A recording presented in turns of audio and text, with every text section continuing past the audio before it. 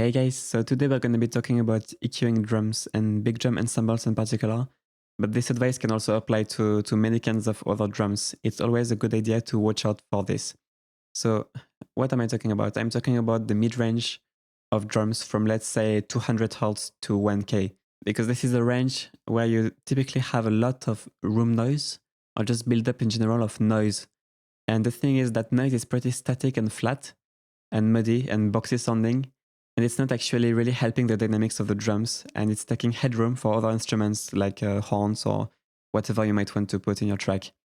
So this is a range that's fairly common to cut on drums, and I will demonstrate why on the three different sounds. So first we have dull ensembles. So let's try to find a muddy spot between like 200 and 1K, because that's all where the room noise is. And let's try to cut a bit without over-processing the drums, so let's not cut too much, otherwise the drums will sound thin and unnatural. And we don't want that, we just want to remove a bit of room noise.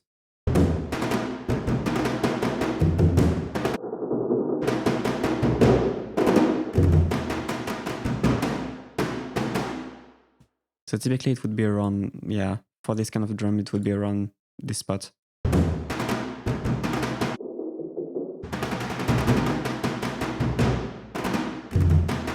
So it just makes the drum less cloudy feeling and just more impactful in general, and just frees up more headroom for other things.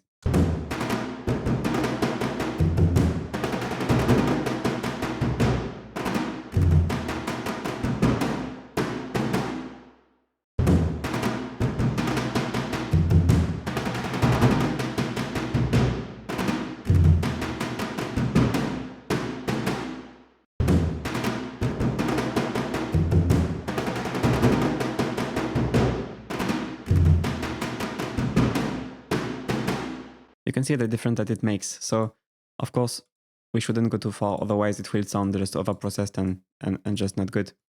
But depending on the drum, it will be a slightly different spot. So here it's more like around 450, 500 maybe. It's just a little bit roomy and cloudy. Maybe on this drum it will be different.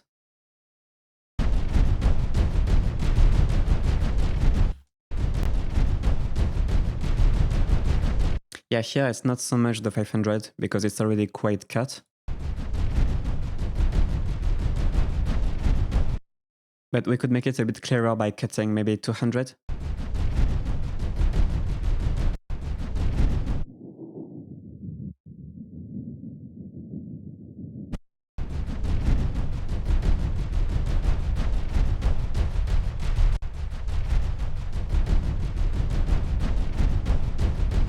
You can hear how that noise is not very much adding to the tone of the drums, and it's mostly just constant noise.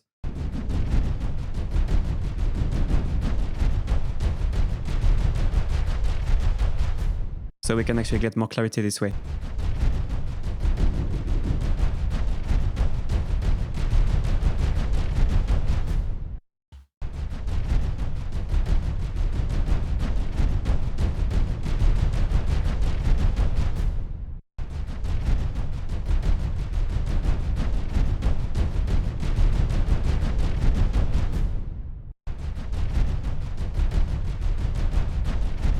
Yeah, it just removes that kind of whooshiness. So yeah, of course, just double check before and after always, and make sure it improves things, and make sure you don't overcut.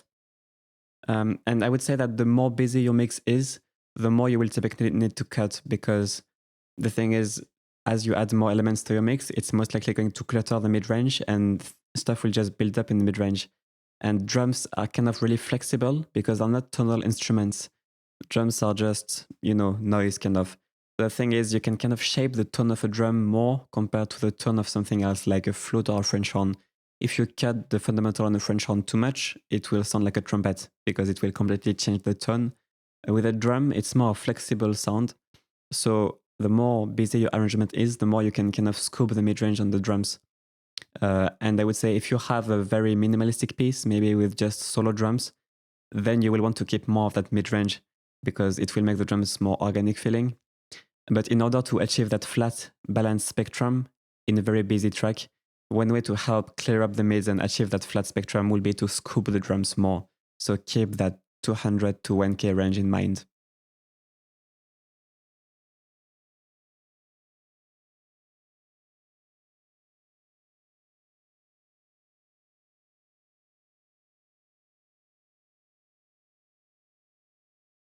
So now when it comes to the 200 Hertz, there is kind of an exception when it comes to snare drums or drums which are tuned high enough so that the fundamental harmonic ends up here.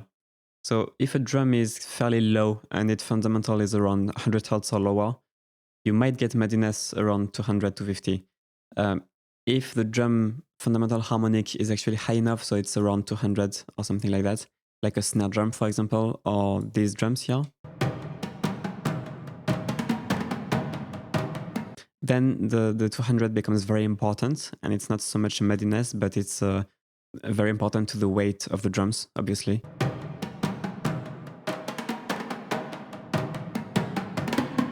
Since it's like the fundamental, so you can't really cut it.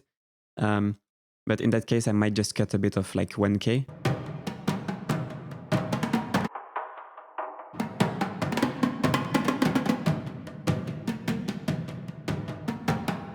I would cut less if it's in solo. It's like a solo performance in the track.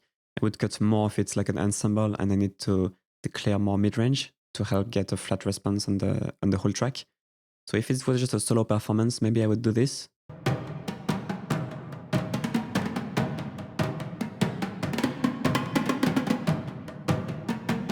In a busy track, maybe like that.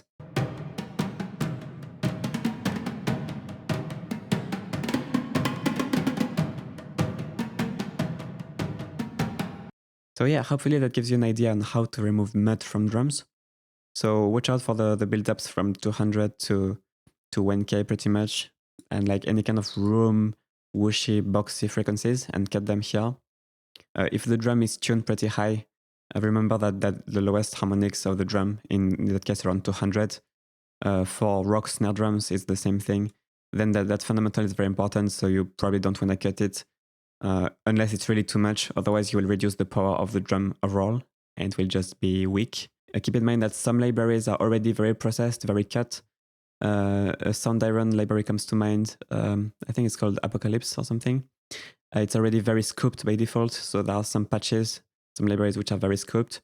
So you want to train your ears to recognize how much mid-range sound has by default, and does it really need more cuts, because you don't want to overscope your drums either. But yeah, alright guys, so I hope it was useful, and I will see you in another video. Cheers!